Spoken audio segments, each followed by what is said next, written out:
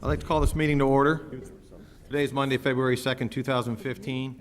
We're here for the purpose of the regular meeting of the Elmhurst City Council. Before we get started with the pledge, I'm going to invite Troop 117 from Christ United Methodist Church up here to the front of the dais to lead us all in the Pledge of Allegiance. So I'd ask you to all rise while the young men come up here.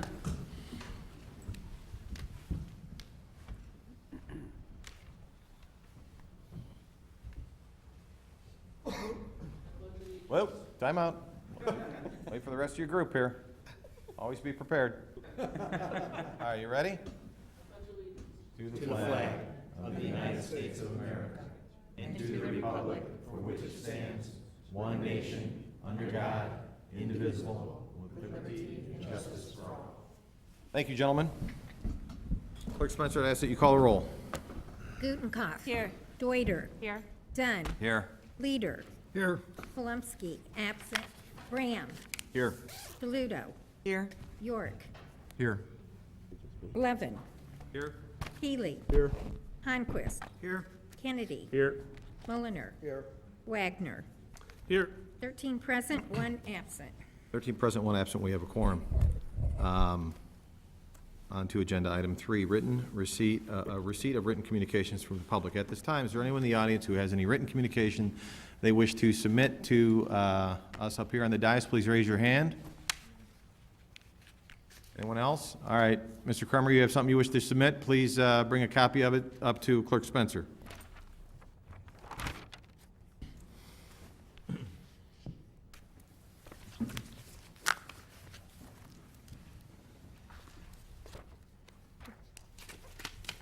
Okay, anyone else? Show of hands, anyone else with any written communications to submit?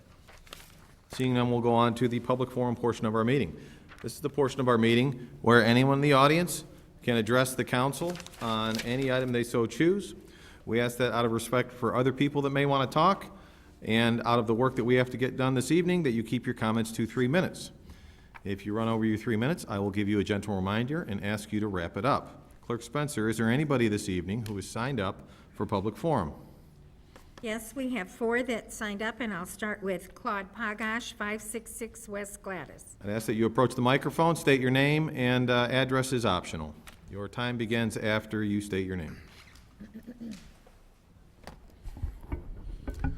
Claude Pagash, 566 West Gladys. I left the last meeting somewhat bewildered. Somehow the city has used a crystal ball and found out that the new parking garage settles our need for parking. We've got a couple pieces of property up for sale on the west side of Addison. As I recall, the great argument was we don't have enough parking downtown, and that's why we need a garage, and now we've got parking, and we want to sell it so it can be developed, not knowing whether we have enough parking. And we want to set it up so that there's no real involvement to the city. We really don't want to interfere. Well, document kind of says we don't want a McDonald's, we don't want a Burger King, we don't want a Cleaners. We want a development that will be speedily built, and they can have conversation with the neighbors. See if they want to sell out. That way they'll have just one giant piece of property. And we don't want to put a restriction on height, even though there's residents behind this project. Well, that has some benefit. If we go up to 60 stories, they'll be in the shadow and they won't have to have a high electric bill during the summer. That'll solve the problem. And we kept on talking about an office building. We don't want to influence what's there, but an office building would be nice. Council forgets is what they've already done. They said the Metro Riders are going to park in the parking garage. The business community is going to have a place to park. Their employees are going to have a place to park. None of the development that goes there will have enough parking. So what does that leave the resident? When he pulls up to the parking lot, it'll be filled, except at midnight, and on a Sunday, maybe. Council, the committee that brought it up, doesn't want to put any restrictions on, but they will decide. If there's 10, 15, 20 people that apply, they will select what they will present before the council. Isn't that interesting? Mr. Pagash, I'd ask you to wrap up your comments, please. So I guess the council really doesn't have a choice. It's limited to a committee. And since the city owns the property, they won't have to go through any zoning and planning. Probably won't even have to go to the building department because it's a city-sold land and they won't have to do anything. That's like selling my personal property and saying nobody can use it except if they drive Chevys. Tamara Brenner.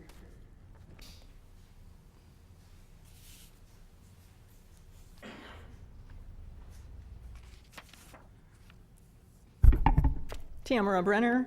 So tonight, the council is going to be debating how much money they're going to be giving to another private development project. It's not a matter of if we're going to be giving any money away to a private development, it's how much we're going to give away.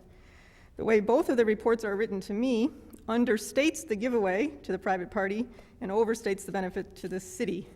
Somehow, I am not surprised about that. Speaking of money given to private parties, I'm curious where things stand with Lucky Motors. That was October, I believe, a letter was sent by the attorney to Lucky Motors inquiring about return of the rebate that they had been given, and now they've moved out of town, and the city should be getting back something like $140,000. I believe the contract called for 2 60-day periods before which a response was required, and it seems to me that we're getting to the end of that time. So I'm curious about where things stand. I'm hoping we can get an update about that at the end of the meeting.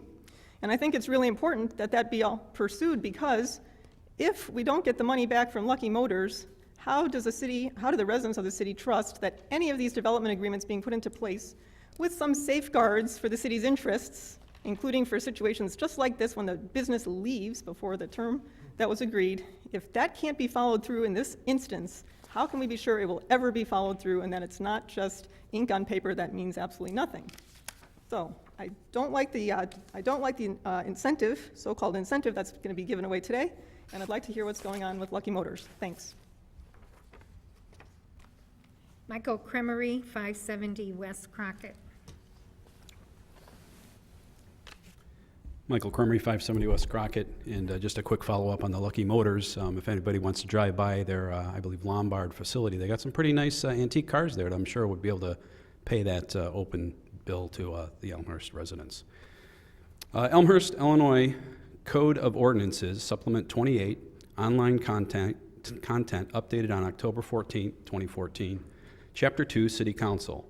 2.06, Council Rules of Order.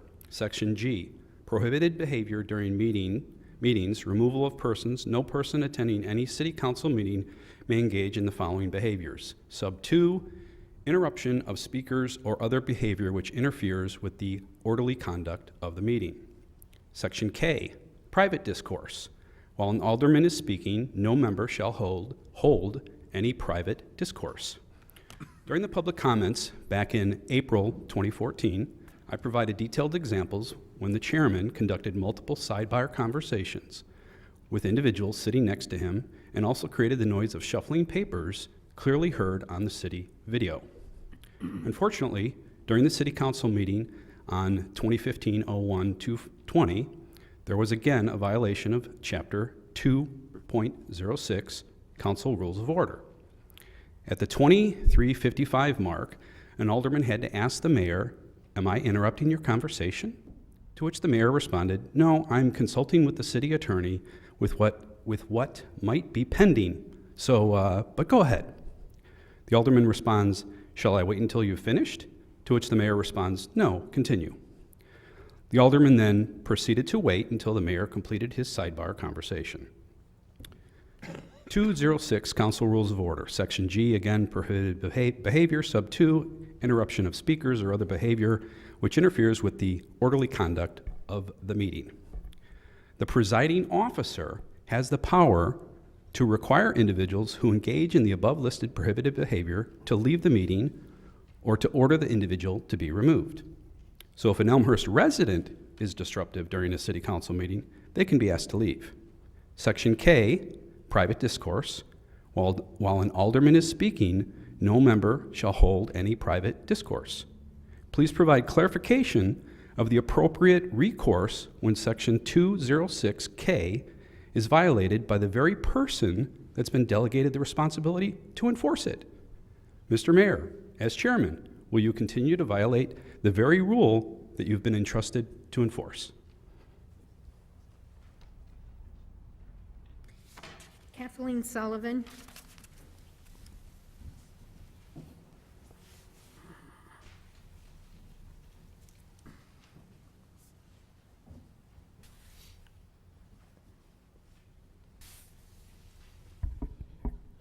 Kathleen Sullivan.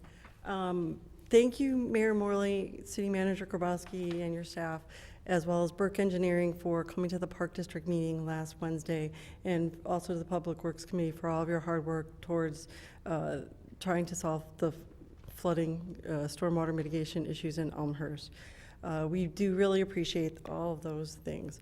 I'm kind of going to do for my speech today kind of the colors of a stoplight. So green would be the green light that the Golden Meadows project seems to be getting from the Park District. They said things such as Commissioner Howard said, put the shovels in the ground with regards to Golden Meadows. And he said the people on Pine have suffered enough. Commissioner Spaeth said he only agreed with 99% of what the rest of them were talking about with regards to Golden Meadows, but 100% of what Commissioner Howard said. So I really hope to hear the Public Works Committee discussing the Golden Meadows project on Monday in advance of the vote that's expected later this month. Yellow light was what they said with regards to York Commons. And the thing that they were talking about and they spent a lot of time focused on was the impact of what 8 inches of water is. 8 inches of water is roughly the length of this notebook. I had to do this. I didn't get to stop at home tonight and have better props. But roughly the height of this notebook is 8 inches of water. The difference on my street, and I can't speak for Washington because I don't get over there during a storm, was the difference between the 2010 and the 2013 storm. So while the discussion centered around whether or not certain homes would be in or out of the inundation zone, the impact of what 8 inches of height of water across the whole circle of the pond is a huge impact. And so I'd really, as staff, I would make sure I made sure those were elucidated to the Park District members over the next week and a half before they debate again, because that's really going to be important as to what happens with regards to Washington and your comments. The other one would be the red light, and it's at the Park District that seems to be a red light, but the school board, it just doesn't seem to be moving, and we'd like to see it move. So I just wanted to comment on that as well. Thank you very much. That's the 4 that signed in, Mr. Mayor. Okay, that's it for everyone who signed in this evening for public forum. Is there anybody in the audience who did not have an opportunity to sign in on their sign-in sheet but wishes to address the council? Please raise your hand, just so I know how many. Okay, I see one. Ma'am, go ahead. Please approach the microphone and state your name, and we'll get started. Paula Wolf, 444 North Larch.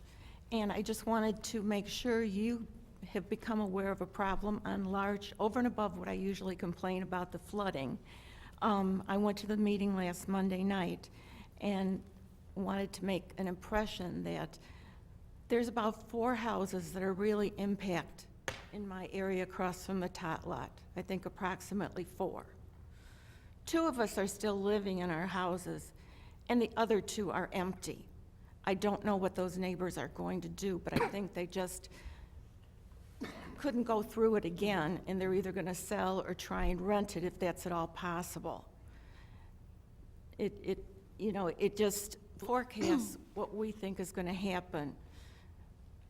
The park will flood, the street will flood, our basements will take on water. And I know it impacts the back of the park, impacts Addison, those homes that back up. And I know Maple has had a problem, not necessarily from the tot lot, but it doesn't seem like we're getting any relief.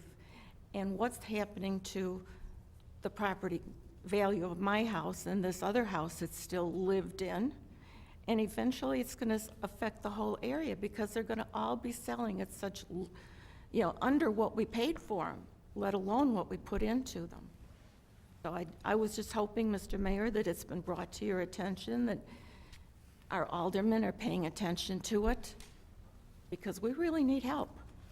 Thank you. Okay, anyone else? Seeing none, that concludes our public forum portion of the meeting. On to announcements. Any announcements from the dais? Alderman Wagner. Thank you, Mr. Mayor. I'd like to announce that the Elmhurst Fire Department is once again sponsoring a blood drive at Fire Station Number 2, which is located at 601 South York. It's Saturday, February 14th, and it's from 8 a.m. to 2 p.m. It's in conjunction with LifeSource, and then LifeSource is asking for appointments would be preferred, walk-ins welcome, but we'd love to see the support out here to help those that need it. And also, there will be a free continental breakfast provided by LifeSource. Very nice. Alderman Dunn. Sorry, Patty, do you have one? The Elmhurst PTA is sponsoring a public forum, legislative public forum on Monday, February 23rd. That will be held at Bryan Middle School, and they're going to be talking about various legislative issues that are of definite concern to those in our community. All are welcome to attend. Thanks. Clerk Spencer. I just have a press release here from Community Calendar, and I think it's important to announce that the League of Women Voters are going to host their Candidates Forum. The League of Women Voters of Elmhurst will host a Candidates Forum on Sunday, February 15th from 1 p.m. to 5 p.m. at the Elmhurst City Hall, 209 North York Street, Elmhurst. If you want more information on this event, just go to their website, lwvelmhurst.org. Thank you, Mr. Mayor. Okay, any other announcements from the dais? Seeing none, we'll move on to consent agenda. Agenda item 6. At this time, is there any item on the consent agenda an alderman wishes to have removed, either to vote no or comment on? Any items on the consent agenda? Seeing none, I'll ask for approval of the consent agenda as listed in our agenda. Motion by Alderman Deuter, second by Alderman Dunn. Clerk Spencer. Deuter. Aye.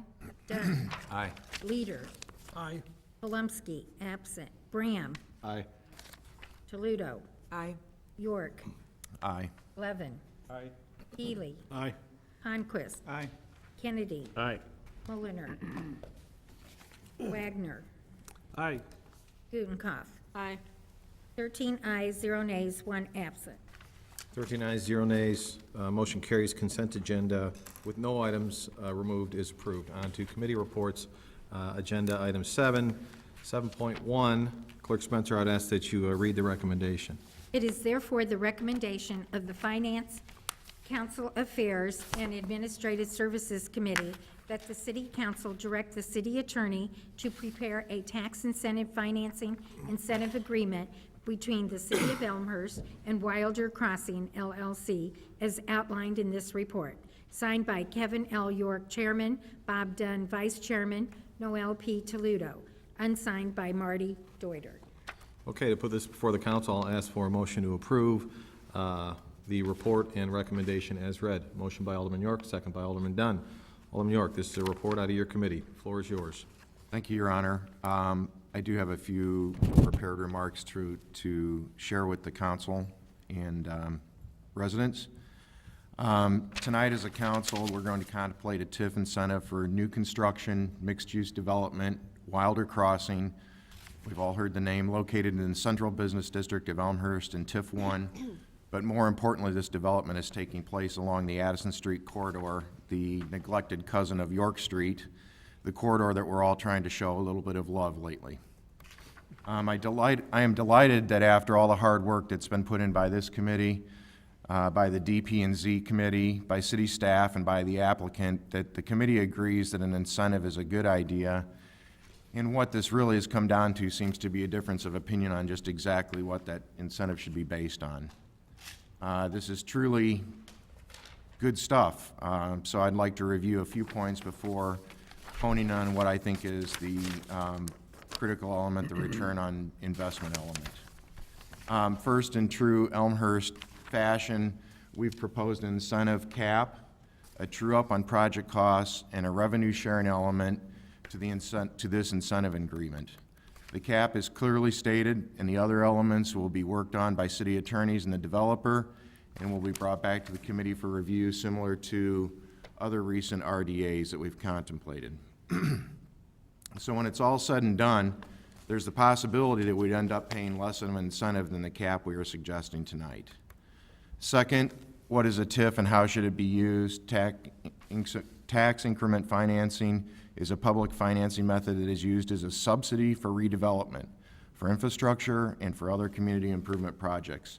TIF is a method to use future gains in real estate taxes to subsidize current improvements which are projected to create the conditions for gains above the routine yearly increases which often occur without the improvements. Next, we often proclaim Shop in Elmhurst, Buy Local in conjunction with the Chamber of Commerce.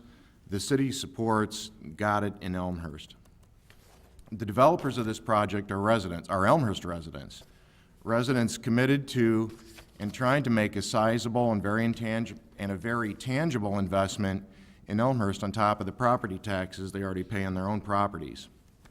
As elected officials, I think we should not only support them, but give them the best darn chance of success that makes sense in bringing this proposed development to fruition. Next, what does the Wilder Crossing development mean to TIF 1 and then finally to Elmhurst? As stated in our reports, if this project moves forward as projected, there will be nearly $1.7 million in net incremental revenue generated on these two pins just through the conclusion of TIF 1 in 2021. This is a very important point for a couple of reasons. First, tax increment generated by these pins are considered new growth and not subject to the intergovernmental agreement that we have with District 205 because it will not negatively impact the revenue due D205 under the IGA. But even more importantly, it also means that these increment dollars will not be there unless there is this project. We're not giving away anyone's money here. We're using money that will be generated by this new development to help create the new development, which will then create additional new money to help foster more new growth and/or be used for redevelopment, infrastructure, or other community improvement projects in TIF 1. I know it sounds kind of circular, but this is truly what it is. Secondly, and I believe most important, after the conclusion of TIF 1 in 2021, the entire property tax generated, no longer just the frozen base, will fully benefit all the taxing bodies, including the city, the library, District 205, and the Park District. In 2022, this amount would be nearly $350,000 at current projections, or $287,000 more than the current frozen base. Finally, and on to the return on investment discussion. As cited in the report and included in the committee materials is the return on investment information. Per the developer's consultant, SB Friedman, a return on cost of 9 to 11% seems to be the required minimum return. As noted in committee discussions, Kane McKenna, the city's TIF consultant, indicates that the return on cost should be minimally 10 to 12%. So we're looking at a range of 9 to 12% is in our report. Bob Rashikli of Kane McKenna, as a follow-up to our committee discussion, checked their files and reviewed them internally regarding ranges of return on cost for mixed-use projects with residential components. A range of 10 to 15% seems reasonable depending on the market location, absorption, and the expected risk associated with the condo product. That the Wilder Crossing project incorporates a condo proposition for the residential component of the mixed-use development certainly adds an element of risk for lenders to contemplate. I personally called a mid-market lender I know and inquired about the rate of return on cost and received the same 10 to 15% range requirement. It is also worth noting that the Elmhurst-based developers of this project will have nearly $6 million of equity in this project. This helps to give possible lenders to this project additional comfort, as well as reducing the cost of capital for this project, which then leads to an overall lower cost projection and therefore a smaller gap. So at the end of the day, either 9% or 9.9% is at the very bottom of the acceptable range of returns on cost. The city, not to mention the developer, has a lot invested in this project at this point. So why do we jeopardize the success of this project by falling short by about $100,000, especially when we're playing with house money to begin with? The new increment of $1.4 million net of incentive can go a long way in helping to add further value to TIF 1 in the next 6 years or so, not to mention the tens of millions of dollars that will then be available to help pay for government services over the life of the Wilder Crossing development. Will the development go at 9%? Maybe, maybe not.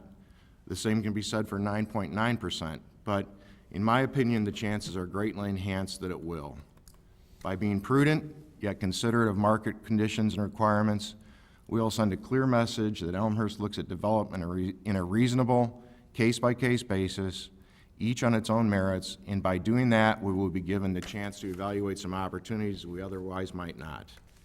Let's not be penny wise and dollar foolish. Thank you for listening and ask for your support. Okay, any other comments? Alderman Dunn, then I'll go to Alderman Deuter. Thanks, Mr. Mayor. This particular TIF incentive request, I think, revolves around what we would consider a good project for Elmhurst. It's a good project for the downtown, and no project is ever perfect. If this one was perfect, they probably wouldn't need a small amount of help from the city, but in this case, we do have that request. The return on this, what makes this a good project, the net return on the tax increment is about $1.7 million, as Alderman York stated. We're going to get 31 additional living units in the downtown area. There is a retail component to it. It's an attractive design. It's also adding jobs to the local economy, both in the construction and also during the ongoing operation of the building.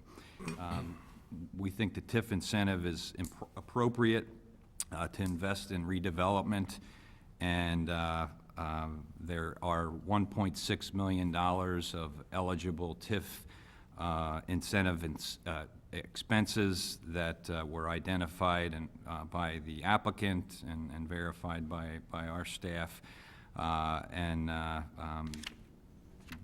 the applicant is asking for much less than that. Also in the TIF incentive, we're looking at, there's a clause, a but-for clause in the incentive where there's a risk that the project would not be conducted because of this gap, and I think we all agree that that situation does occur here.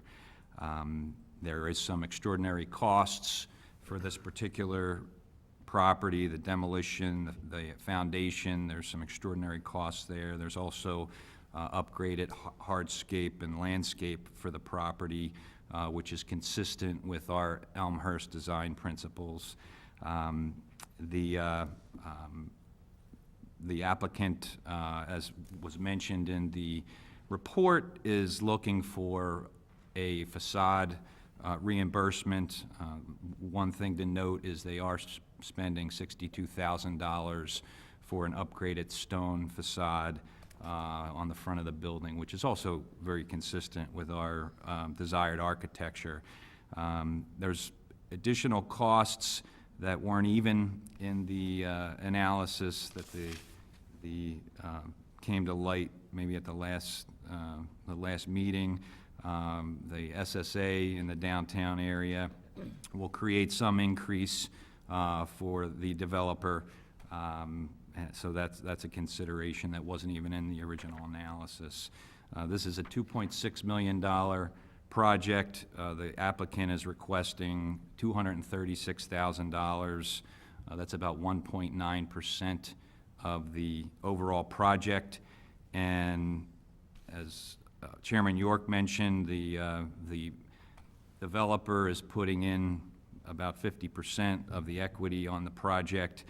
About 10% is upfront sales, and then about 38% is actually debt for the project. And Elmhurst is being asked to partner at a 2% level.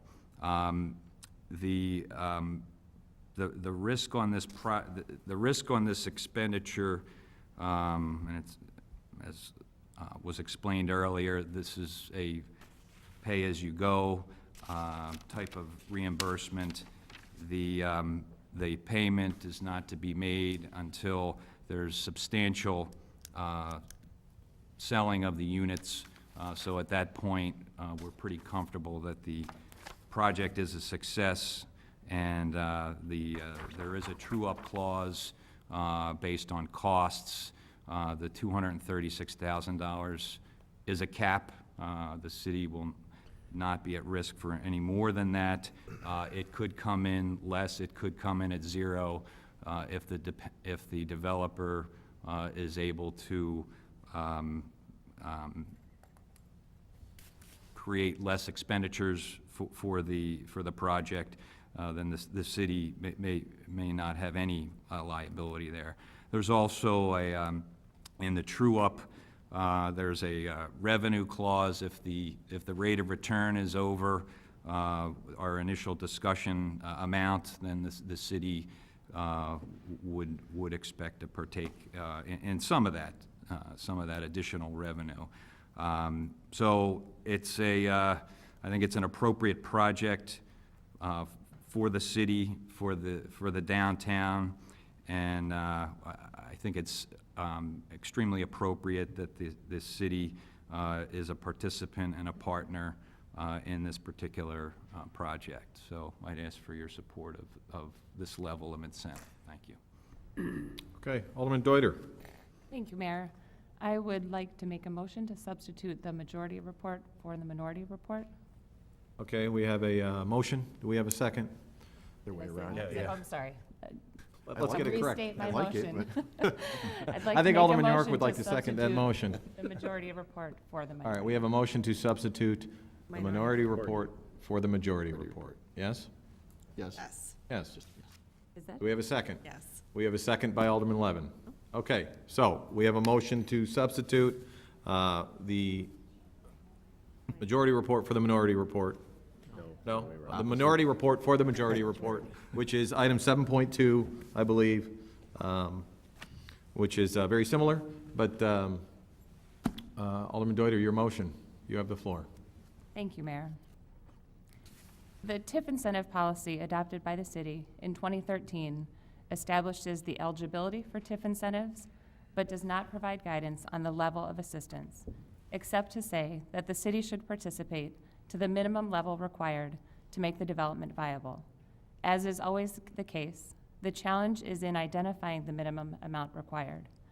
I don't fault a developer for aiming high with a request, and by the nature of the TIF statute, which has a but-for requirement, meaning the development would not have happened but for the TIF assistance, the developer's request must be accompanied with an argument that the project is not possible without the assistance.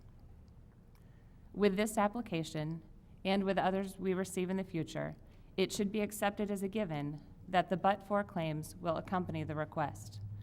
I think it should be our analysis that guides the funding decision rather than the developer's claims. There are multiple ways to approach an incentive request. One way is to use TIF funds to cover development costs that have a direct public benefit. This was the approach the city took with Crescent Court. In that case, the city invested just over $1 million to cover the actual costs associated with public infrastructure improvements, including things such as streetlights, stormwater, and streetscape. If we took this approach with Wilder Crossing, the city investment would be $460,000, which is the estimated cost of the utility relocation. Both the majority and minority reports exceed this level of assistance. The majority report funds the project at the level requested. The developer asked the city to fill the budget gap to increase the project's rate of return up to 9.9% of the project's total cost. The developer states that 9.9% is the threshold required to secure funding. This would equal a city investment of $746,000.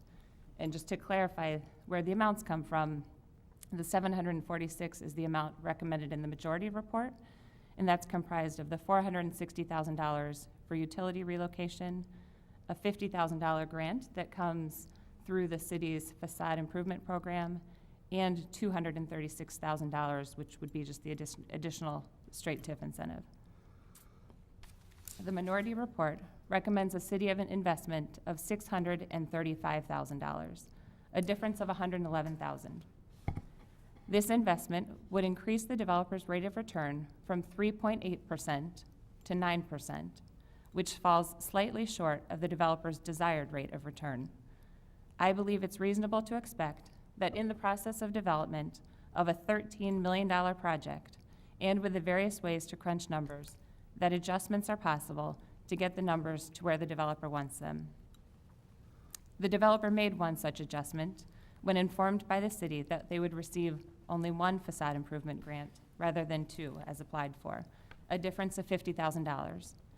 The developer indicated that they would add $50,000 in revenue to the project by accounting for the sale of a portion of the excess parking spaces included in the project. Each of the 11 extra spaces has an estimated value of $10,000 to $12,000.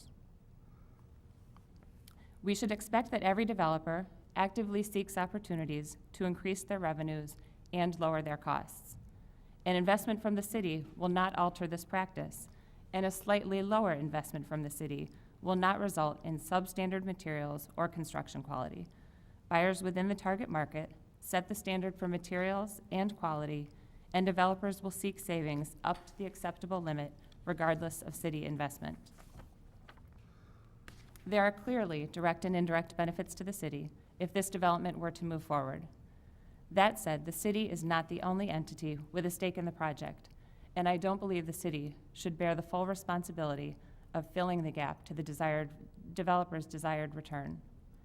I fully appreciate the true-up tool, which is the city's way to share in profits that exceed a given threshold. One downfall of relying on this mechanism to reimburse the city in the case of an excessive TIF reward is that the city captures only a share of the excess profit, rather than full savings the city can realize by asking a developer and its partners to make adjustments on the front end of the project. The intention of this report is not to be anti-development, and I would not expect a city investment of more than $500,000 to be perceived that way. I think the recommendation in the minority report will facilitate a development in a more fiscally prudent way, and I ask for your consideration and support. Okay. Any other comments or questions? Alderman Bram. Thank you. 2 weeks ago, we discussed this very development, but in a different format, and that format was with variances. I stated back then, those variances come into some financial benefit. 3 times the number of allowed units. That was a variance that we, as city council, move forward with and therefore allowed. That allows the developer to benefit financially from the project overall.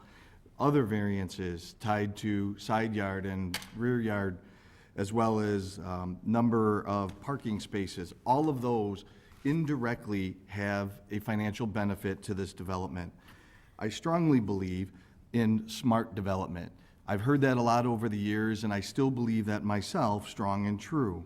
But there is that difference. That word smart in front of development is the key difference to, I think, making the right decision and what I don't believe is the correct decision in a case when it comes to TIF incentives and/or variances.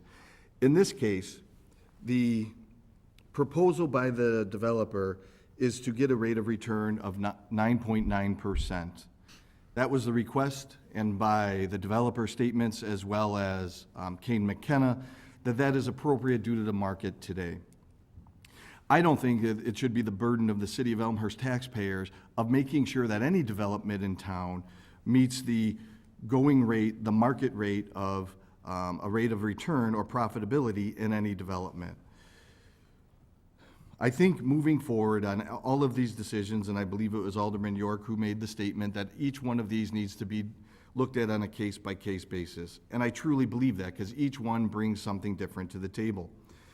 In this case, however, what is being asked for is close to 44% of what would be the tax generated from the overall development during the TIF time period.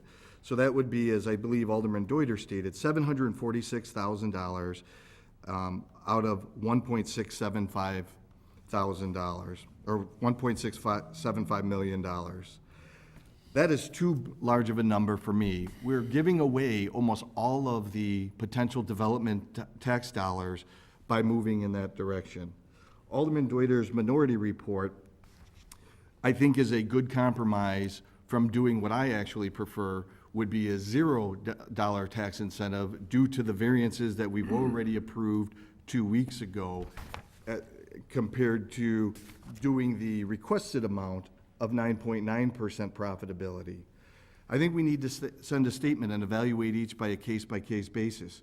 We don't want to have that perception of ask and you shall receive in the city of Elmhurst. We need to scrutinize everything very thoroughly and make sure we're doing right, not only by the developer, but first and foremost by the taxpayer.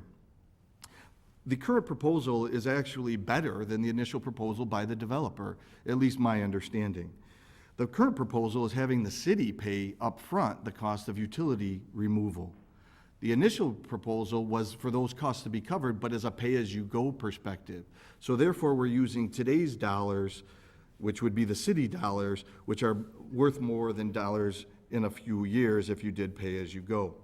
It was mentioned by Alderman Dunn that there is, it was stated that there's extraordinary cost of demolition. Extraordinary cost? Demolition? I think that's business as usual.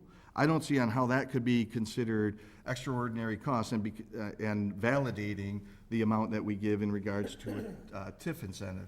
It also was stated about this adding jobs. The Mariano's development was adding jobs. Mariano's was a $1.25 million request, and that added 450 jobs approximately. That added a huge amount of sales tax increment, as well as a huge amount of property tax increment as well. I compare that to this proposal with Wilder Crossing. There's no comparison. 450 jobs that are sustained, a large increase in sales tax revenue as well as property tax revenue, where this proposed development, albeit a good one compared to what is there today, is significantly less than what we have done in the past. Significantly. Approximately $750,000 in incentive for this development compared to what we've done in the past for Mariano's. It just doesn't add up for me. One of the other statements made tonight was this would be adding $1.7 million, and I just want to emphasize this isn't true, because depending on the dollar amount that we give from a TIF incentive, you have to subtract that dollar amount.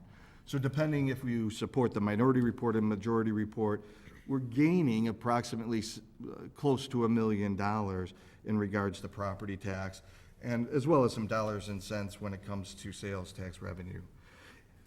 My support is for the minority report because I believe that is the right compromise. As I've already stated, I would initially came into City Hall believing that $0 would be appropriate from the standpoint of we already gave an incentive or economic benefit by granting the variances 2 weeks ago.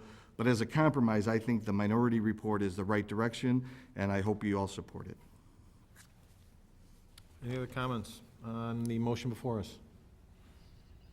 Seeing none, I'll ask Clerk Spencer to call the vote on the motion to replace the minority report with replace the majority report with the minority report. Clear-ish? The minority. Clerk Spencer, you got it? Got it. Okay. Okay, so this is a vote to replace the majority report with the minority report, just to be clear. Deuter. Aye. Levin. Aye. Healy. No. Conquest. No. Kennedy. No. Mullenor. No. Wagner. No. Gutenkopf. Yes. Dunn. No. Leader. No. Palumski, absent. Bram. Yes. Toledo. No. York. No. All right, 4 ayes, 9 nays, and 1 absent. 4 ayes, 9 nays, motion fails. Back to the pending, or the original motion, which is on the majority report 7.1.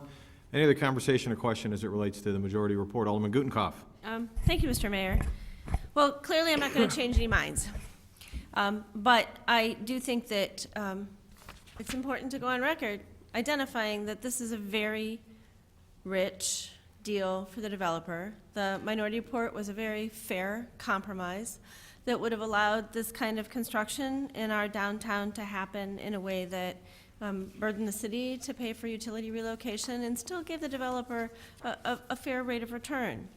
Because I'm really not clear on why it's our job to ensure developers make certain profit targets. At no point did the committee present to us any information that gave us a very well thought out evaluation of the developer's claims that they couldn't make any profit if the taxpayers didn't kick in a big chunk of it. And it's just, I don't know, business as usual at the city of Elmhurst. So while I fully supported the minority report because I thought this was going to get us a good development in the downtown part of our community at a level of funding that I could support, there's no way I can support the majority report. Thank you. Any other comments? Alderman Bram. Thank you. One of the things I would like to just put out there for further consideration is when providing a TIF incentive, yes, it's to attract a development. Yes, it's to have a better development tomorrow than what's there today. But also you have to ask yourself, I believe, what is the city of Elmhurst residents getting out of this incentive? In this case, we're getting a development that is lot line to lot line. We're getting a development that's lot line to lot line when we have stormwater issues and paying dollars for those stormwater issues. I don't see anything from this development that allows us to have better stormwater management. I don't see anything committed to, because there has been discussions, I believe, committed to, though, from a sustainability perspective in this development. So what is the citizens of Elmhurst getting other than a new development that has a rate of return of profitability that benefits, in this case, this particular developer? We need to make sure that we do what's right by the residents as well as the developer, but the residents first and foremost. And I just feel that this is too rich, as Alderman Gutenkopf has stated, that not only did we grant variances, not only did we grant triple the number of units that are allowed by our code, but now we're also granting the ask of dollars for an incentive request. And an incentive request that is better than even the initial ask by the developer, because the city of Elmhurst is taking care of the utilities up front, as I stated earlier. So in closing, I see the vote going the same direction, but I think that we need to make sure that we're trying to get what's best for the city of Elmhurst residents. And it's hard for me to palate that we're allowing a development to be built lot line to lot line when we're spending millions, tens of millions of dollars on stormwater issues, but we're not taking that into consideration when handing out dollars for a TIF incentive. Thank you. Any other comments? Alderman Levin? I have to say, the way our council works, I know the Finance Committee spent a lot of time talking about this from the financial end. DPZ spent a lot of time talking about it from the zoning end. And I'm hesitant sometimes to substitute my thoughts without having been at all of those meetings. But I do feel that our job as a council representing the city's interests is to get the development going. I'm certainly, I don't think anyone's talking about not having some sort of incentive. That's what the TIF is for, is to incent developers to come in and make that street, that poor cousin, a better family member. And I think that when we sit on the city side, it's sort of a poker game because we like to love and trust our developers too, that they're coming forward and saying, this is what we have, this is what we need. If we don't get what we need, we aren't going to do the project. And I tried to have some discussions today with some of the people I know in the builder or capital markets, but I guess the snow must have been pretty bad because a lot of people weren't in. I know that numbers of 9%, 9.9 have been tossed about, and I think the fear was that if we went down to 9%, it would be enough that maybe the developer would say, we're not going to do the project. So I was hesitant, but I do want to make a compromise motion to take the majority report and reduce the TIF incentive from, in all places on page 2, from 286 to 236, and leave the reference where we start sharing at 9.9%, bump it up to 10%, so it's a $50,000 change reduction in the TIF.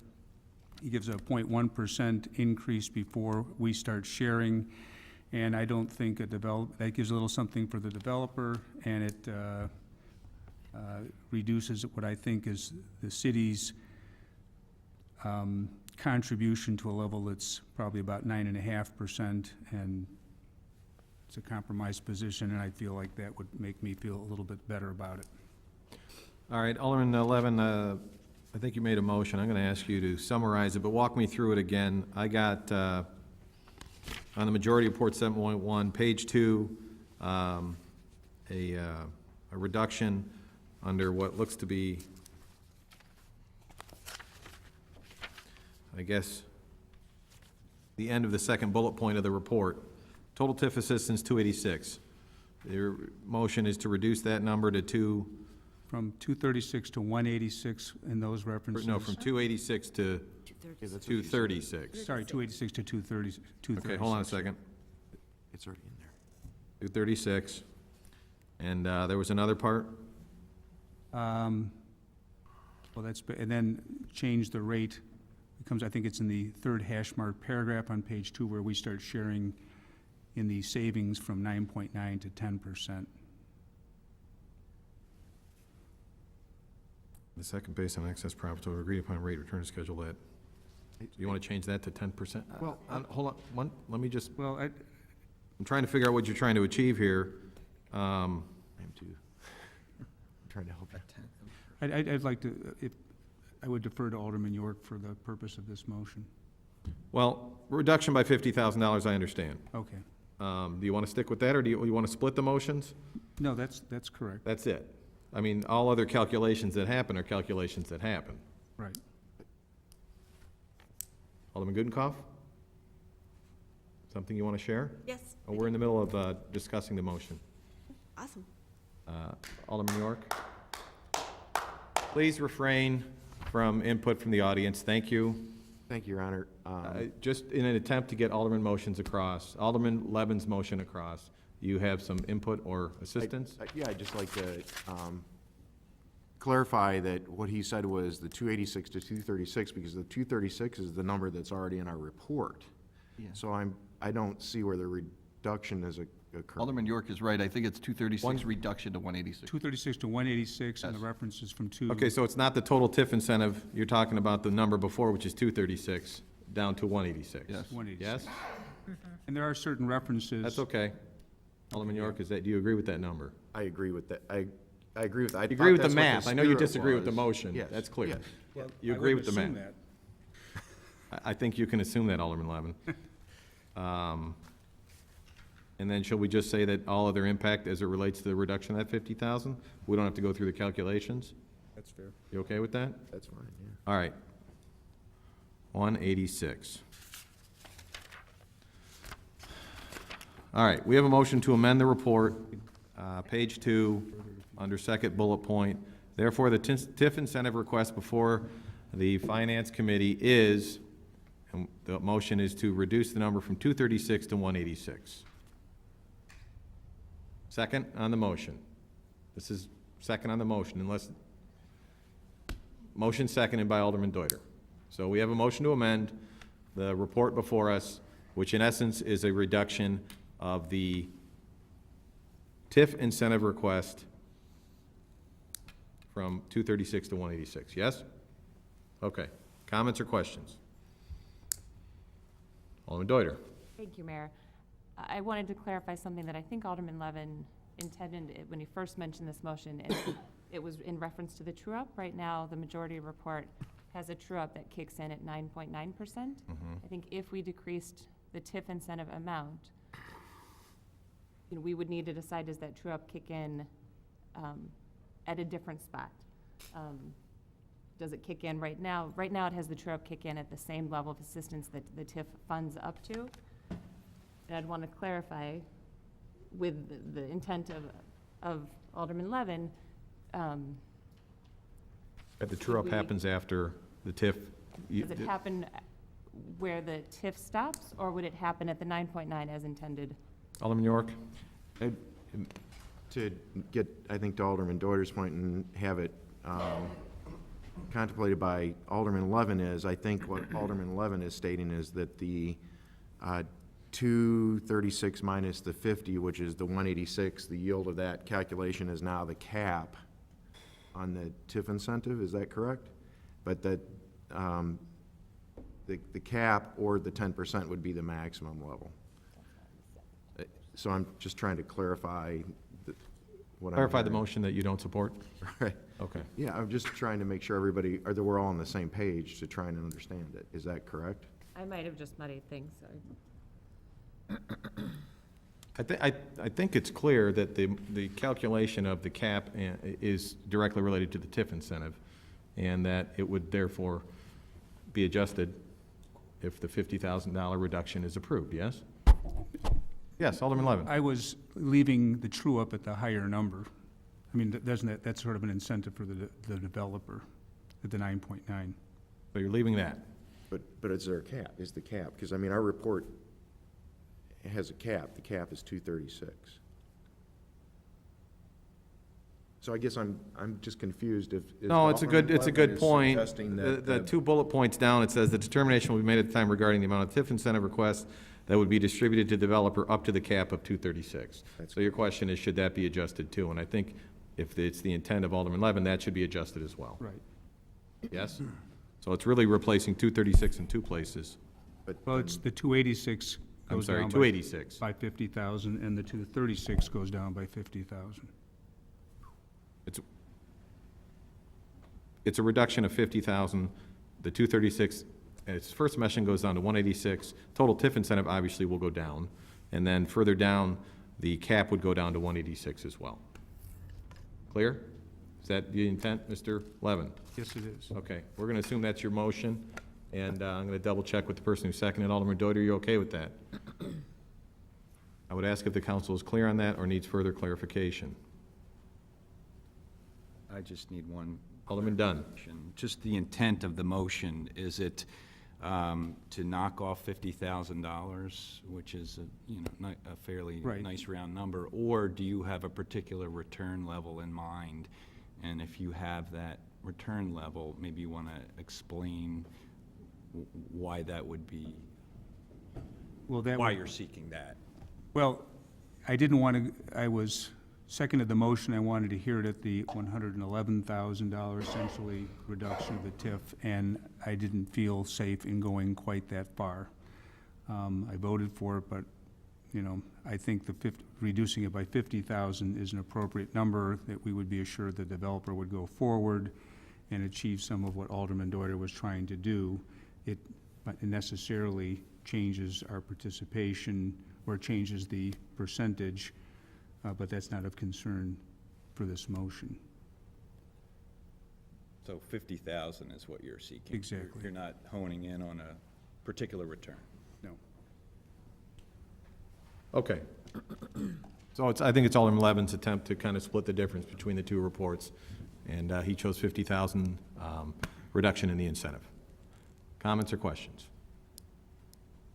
Alderman Gutenkopf? Yeah, so this 50,000 is more a kind of a gut feeling, again, still not really based on a baseline sort of financial analysis of the project and its ability, but a gut feeling that the developer's going to go ahead with this project. It's just that the asked for incentive is a little richer than you're comfortable with. Is that a fair statement? Alderman Levin, you want to clarify? I guess if, to the extent that certain aldermen felt that the $111,000 was backed by some sort of financial analysis, I'm not sure I understand the current inquiry, but I looked at it for what, in terms of the size of the project, would be not asking the developer to take so much of a risk at a $111,000 reduction. So I was kind of supporting Alderman Deuter's motion, but to a lesser extent. Okay. Alderman Gutenkopf. So, as I understand it, then the feeling may be that other aldermen didn't support the minority report because they were afraid that that would scare the developer away. By supporting this motion, we would be saying that it's not going to scare the developer away. You know what, the only reason that I bring all of this up is because I believe that attempts like this to sort of split the difference have been heavily criticized.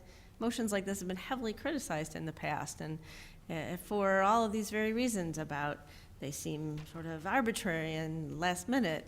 And I thought Alderman Deuter had made a very careful, clearly reasoned argument, and I'm trying to get behind why this would be a more palatable option. And I'm just asking to hear the arguments as to how come this is much more palatable than that carefully reasoned argument. Okay. Any other comments? Alderman Deuter. Thank you, Mayor. I seconded the motion and would support this motion because to me it represents a $50,000 savings to the city. Okay. Any other comments or questions? Alderman Dunn. Just on a slightly different topic than the total amount, we discussed the cost for the utility burial at $460,000, which is a fair amount, and that's discussed in the report. It was felt by the committee that that is a investment that is going to benefit other parcels, could very well benefit other nearby parcels, and so that's why we felt that it was something that was appropriate to remove from the initial TIF request. There was some discussion on that earlier, but it was a more infrastructure investment that just as with the Hahn Street development, the city is helping out with regard to that. In this particular instance, burying those utilities is going to benefit, could very well benefit other developments adjacent to it. I just wanted to clarify that because there was some haziness regarding that earlier. Thanks. Okay. Any other comments or questions? Seeing none, we will vote on the motion to amend the majority report in bullet point, what I'm calling bullet point 2 on page 2, changing the figure 236 to 186, 2 bullet points down, where it says up to a cap of 236, also changing that number by a reduction of 50,000 to 186,000. Clerk Spencer, please call the roll on the motion to amend the report as stated. Levin. Aye. Deuter. Aye. Dunn. No. Leader. No. Polumsky, absent. Bram. No. Toludo. No. York. No. Healy. No. Honquist. No. Kennedy. No. Mulliner. No. Wagner. No. Gutenkopf. Yes.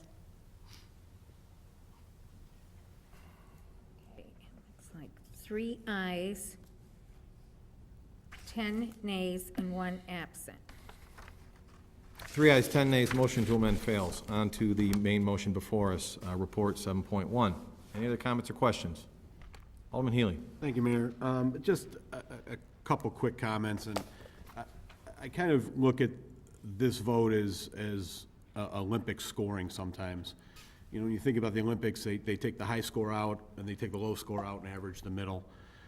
This project, like a lot of our projects, you've got some people that feel very strongly for it, some people that feel very strongly against it, and I think the comments tonight have been reflective of both. So when it comes to how do I look at this, and why did I not support either minority or the minority report or the amendment, to me, it comes down to the taxpayers of Elmhurst, and a few aldermen have mentioned, what are they getting, what are they getting? In 6 years, they're getting a pretty healthy rate of return. At a $780-some thousand investment, a TIF investment, they're getting $1.675 million in just tax, and that's just real estate tax. There's no allocation there for potential sales tax, as the first floor is going to be some sort of sales, hopefully sales producing retail, but it's retail, and there's no mention of that. So I look at it and say, taxpayers of Elmhurst are getting a really good return on this, and I think it was Alderman York that said those are dollars that will then be able to invest further down the road on Addison Street or TIF 1. So I think it's important that part of the conversation remain focused on what do the taxpayers get, and the taxpayers are getting over $1 million in 6 years, and I think most of us would agree that's a very healthy return. So that's why I support it. I think it makes sense. I certainly think the minority report was well thought out. I had a conversation with Alderman Deuter today, and I also understand Alderman Deuter's logic. I supported the majority because I think there was whether it was slight, medium, whatever you want to call it, I think there was a potential that this deal didn't happen if we went lower than the 9.9, and at the end, that's why I ended up supporting the majority report. Thank you. Okay, any other comments? Seeing none, I'll ask Clerk Spencer to call the roll. York. Aye. Dunn. Aye. Leader. Aye. Palumski, absent. Graham. No. Saludo. Aye. Levin. Aye. Healy. Aye. Onquist. Aye. Kennedy. Aye. Mulliner. Aye. Wagner. Aye. Gutenkopf. No. Deuter. No.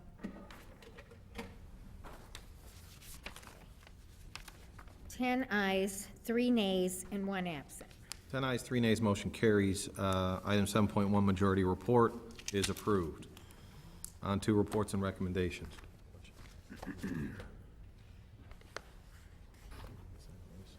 Okay. Reports and recommendations. 8.1, Mayor Morley, that's me.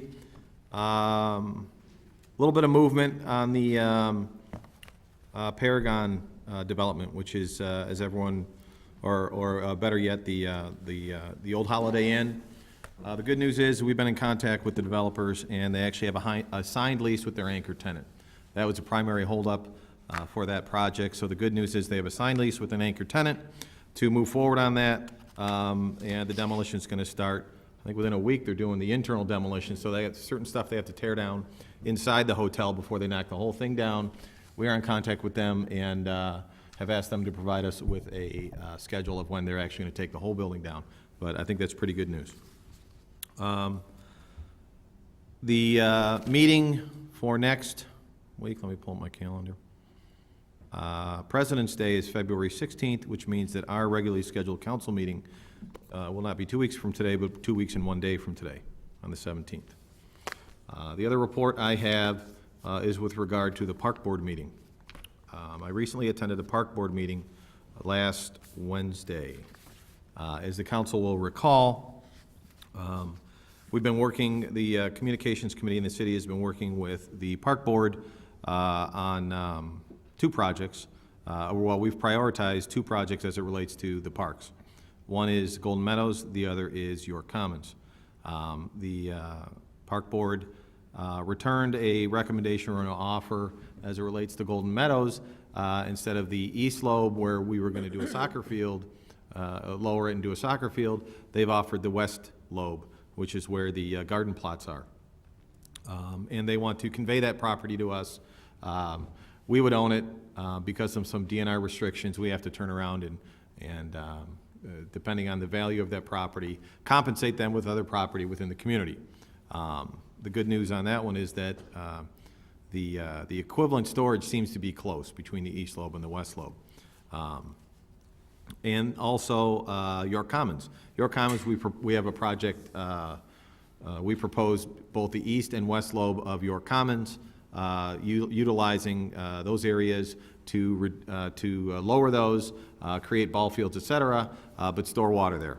And as I said, as the council will recall, on November 12th of last year, I sent a letter to Jim Rogers, President Ubriaco, and the commissioners, asking them to reconsider allowing us to use the east lobe, because the proposal they gave us would not allow us to use the east lobe. The Park Board did actually said that they would reconsider. The Park Board met last Wednesday, and they actually reconsidered two things. They entertained discussion as it relates to Golden Meadows, and they also entertained discussion as it relates to allowing the city to use the east lobe of York Commons. Real briefly on Golden Meadows, many residents spoke. I would say that maybe even the majority of people who spoke were speaking about Golden Meadows, and the sentiment from the public comment was asking the Park Board to reconsider, don't give up the garden plot area, but allow the city to build a soccer field that is depressed a little bit, but can be dual use, versus if we take over the garden plot side, the plans would be to create just a deeper impression that wouldn't necessarily have the same dual purpose playability. Park Board has also mentioned that they have several places where they believe they can address moving the garden plots, so the garden plots in Elmhurst won't go away. There's a couple of plans that they've looked at that would maybe split that into 3 different areas, north, south, and central, which would maybe provide a little more access to everybody. So the garden plots wouldn't go away, but the city would enjoy that area for flood mitigation. But like, as I said, most residents in that area spoke out, said that they would actually prefer the park on the east side to be used. But primarily, the purpose of my letter in November was to ask them to reconsider the east lobe. And the east lobe has a cost of about $1.8 million. The city itself, along with council, has created a priority list, 2 projects for the city, 2 projects that involve the parks, 2 projects that involve the schools, and 1 project that involves DuPage County. And those projects, for the most part, were prioritized. I'm going to steal, this has been said many times, but I'm going to steal from Alderman Kennedy. The greatest amount of benefit for the least amount of cost as quickly as possible. Does that sound right, Alderman Kennedy? That's basically the reason behind Public Works Committee and this council prioritizing those 5 projects. Those 5 projects on the books cost the city about $15.2 million, and they mitigate up to 83 acre-feet. So it's not cheap, but we get a lot of bang for the buck. The Park Board has another meeting on February 11th, so they're taking 2 meetings to discuss it. One was to discuss it, and they do intend to take a vote on whether or not they will allow the city to use the east lobe. I can tell you this, I was disappointed in the direction that the majority of the conversation went as it related to York Commons and the east lobe.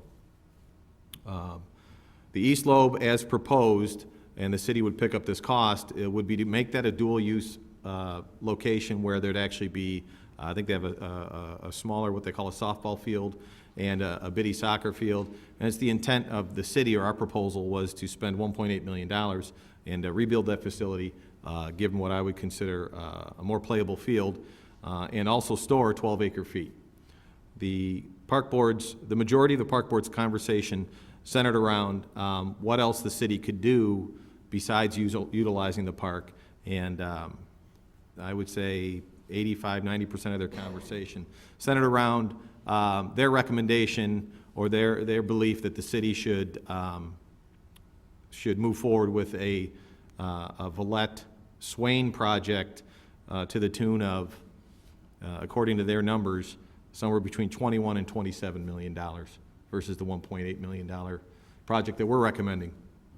So I was a little disappointed because I think that would, if we move forward with a $27 million project, we would have to obviously put on hold the 5 projects that we prioritized.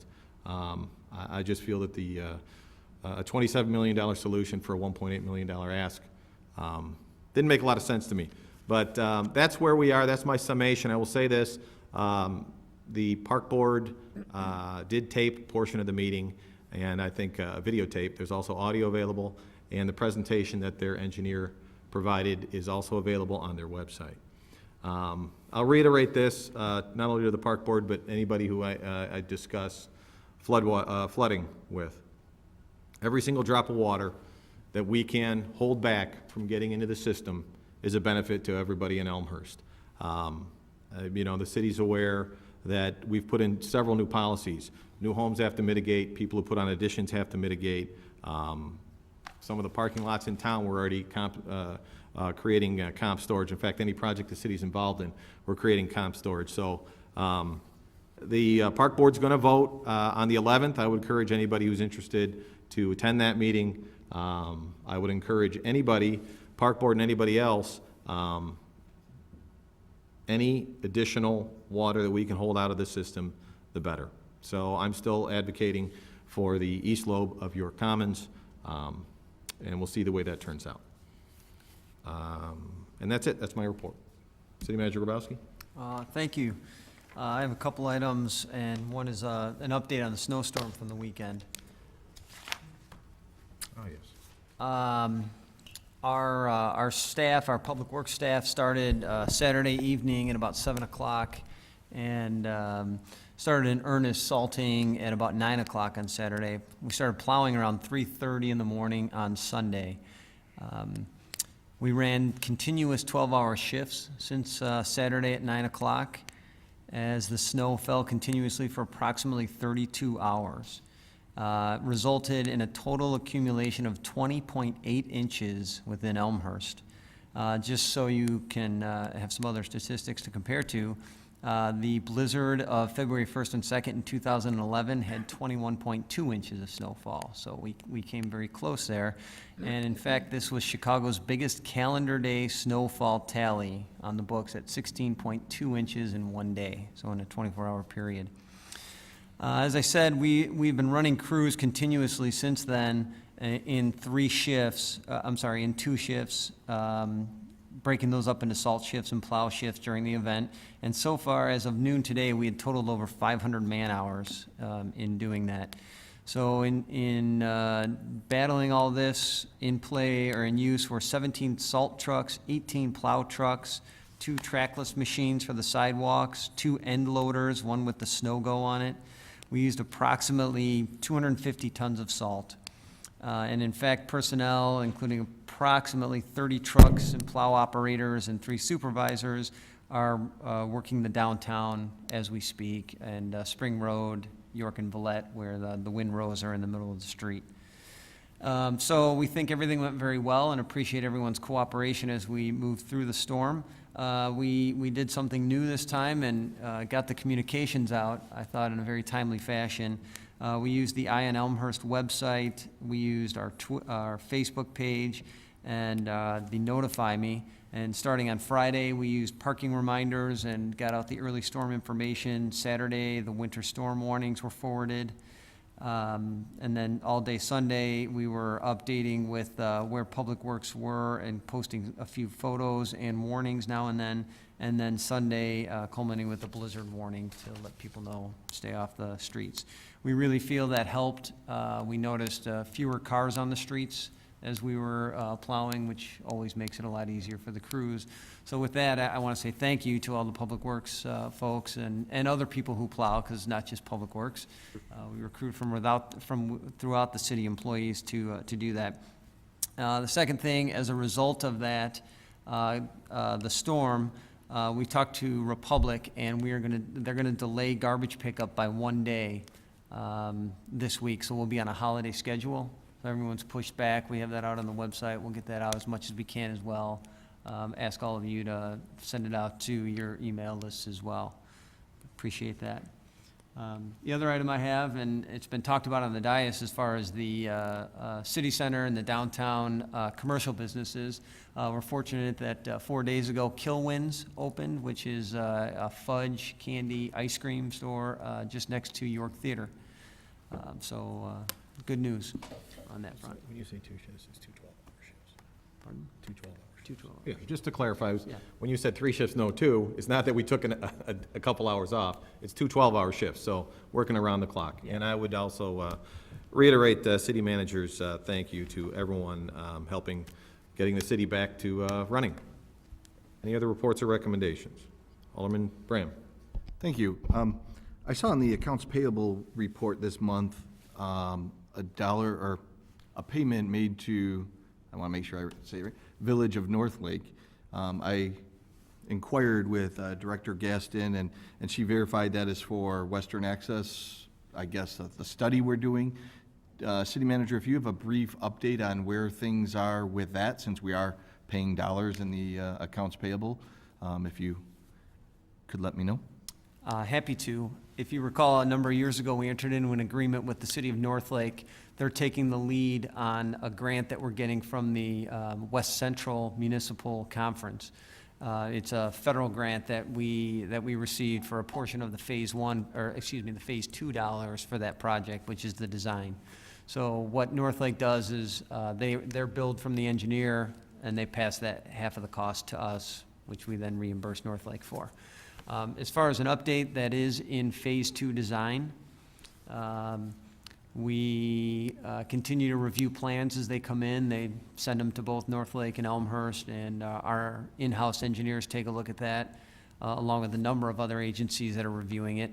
And we are applying for another grant for that. And when I say we, it's actually the County of DuPage that is applying for a CMAQ grant. We'll write a letter of support for that. The committee that I chair at the DuPage Mayors and Managers Conference has been asked to support that as well, and so we're in the process of gathering that support for the project. Great, just one follow-up.